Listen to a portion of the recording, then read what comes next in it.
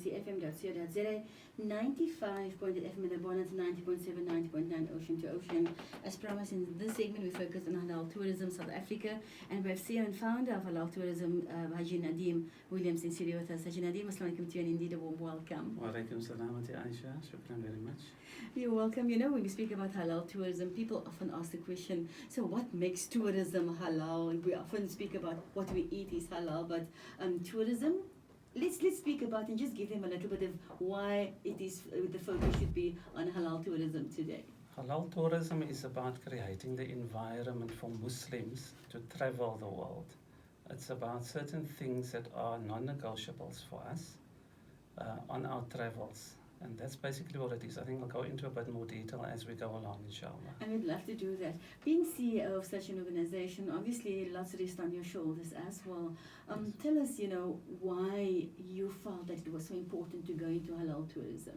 Okay, there was a study done a few years ago by University of the Northwest in South Africa, and they did a study on the opportunity for halal tourism in South Africa, and they felt that we are ideally situated in order to take advantage of halal tourism for incoming tourists because of a large amount of Muslims, a lot of prayer facilities, many halal places, etc.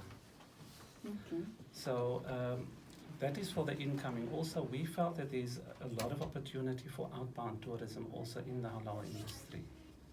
And we thought about taking advantage of this niche market. It's so amazing that I'm speaking to you about tourism, halal tourism South Africa, and I just spoke to Ruwaida Sambo, and she's of Fallsburg College, and she was speaking about her being in tourism as well. So do you think that in future this is something that will be inculcated or encouraged, to institutions such as Fallsburg College to also speak about or to integrate halal tourism when speaking about or lecturing about tourism? Most definitely, it's the fastest growing segment of tourism worldwide. Since 2016, it's grown by 30% worldwide. So for anybody to ignore this sector is actually foolish. So I would definitely say that there would be more interest in terms of opportunities, in terms of jobs in this sector, inshallah. Just a question, and we know that people often speak about, Cape Townians and South Africans being very finicky when it comes to traveling the world, or even, when they go visit places locally, being a tourist in your own country. Do you find that, this is something great for them as well, to know where you're going to, what to expect? Because it's always, that pack up and go. You get some that says, I just pack up and go and tag along, or, this is how we are. But others that plan their holidays and they have this great disappointments because they've been planning for so long and it's not what they expected. So with halal tourism, do you find that this is giving you peace of mind as well? Most definitely. There's a tagline on Voice of the Cape I hear every day. It says, we are Muslims and we do things differently. Subhanallah. Aisha's heard that one before. So this is about us actually catering for our special needs. And when I speak about, things that we experience on a daily basis, I just want to mention a few things. A few weeks ago, I went to the Baxter to watch a show. Mm-hmm. And as I was making myself comfortable, a lady came next to me with a cup of beer in her hands. And she had this cup of beer for the entire show. Now, I can tell you how uncomfortable that made me feel, to be in this environment. For some of us, it's acceptable, as long as we don't drink it. For others, we don't want to be close to it. That's the reality. My colleague Amir Deen, who's also part of our halal tourism crew, he's currently on Hajj. Alhamdulillah, may Allah accept his Hajj and all the Hujjaj. He departed for Dubai on Emirates for his Hajj. And he sat next to a guy that had alcohol for the whole flight. This is not something we want as Muslims. Also, we also want to cater for our women. This is a definite need for us. So many times we go on holidays and the lady must sit one side. She can't enjoy her holiday to the fullest. Yes. We actually need to cater for our ladies and make them also participate in things and everything on tour, inshallah. Inshallah. So when you speak about being on tour, it's important, like you said, to cater for that individual services. If you go as a couple, to make sure that you have the comfort as a couple. But if you go as a group, also to make sure that, you'll be accommodated as a group and respected as a group as well.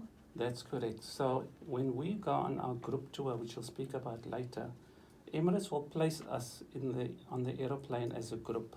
So there's no chance of sitting next to somebody that's having his alcohol. Mm-hmm. So in that way, we can actually see to all these things that make us uncomfortable.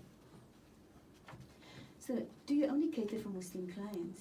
No, we've actually had many inquiries from I'm non-Muslims. sure. So I think we cater for the conservative traveller. Now, I'm sure there are many non-Muslims out there that doesn't want to be in an alcoholic environment, that also wants to enjoy their holidays without guys pestering them or the stench of alcohol, next to them.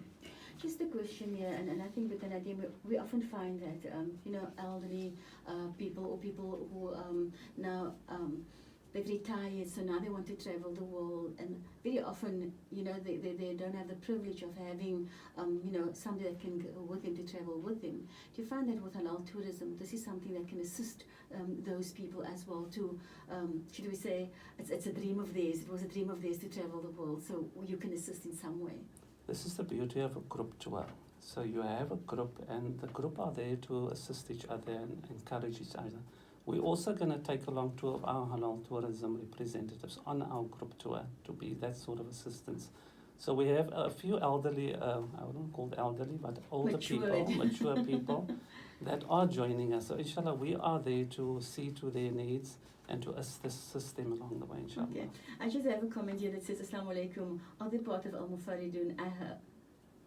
Pardon? If you are part of Al-Mufaridun, somebody's asking. No, we are Not separate. at all, alhamdulillah. So then, shukran so much for the question there as well, listeners. So we speak about, tours. Do you organize tours yourself as well?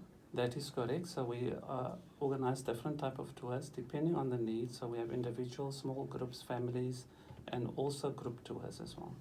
Alhamdulillah. So are there any forthcoming tours that people should be looking forward to? Yes, the main tour that is upcoming is the tour to Turkey, which will be departing on the 30th of September, inshallah. Okay, so just a question there with Nadeem. So when you plan a tour, and especially abroad, it's important for you to visit the place, to see what it is all about, to see, what can be offered, what cannot be offered, what is, to negotiate for your client. Most definitely. I've been to Turkey 6 times, so it's definitely a non-negotiable. You have to know the place that you want to sell to other people. Indeed. And when we speak about tourism, and especially Halal tourism, we're looking at, times of the year. We're looking at, doesn't matter when you want to go. There's always things to do. Correct. But there's ideal times also. So Tell in us Turkey about it. specifically would be in spring or autumn. Because summers and winters are very extreme. Summers are very hot, which is right now. And winters, you get snow as well. So the ideal time would be March, April, May, that is spring, or September, October, that would be autumn. Okay. So we will be going in autumn, inshallah. Indeed. So let's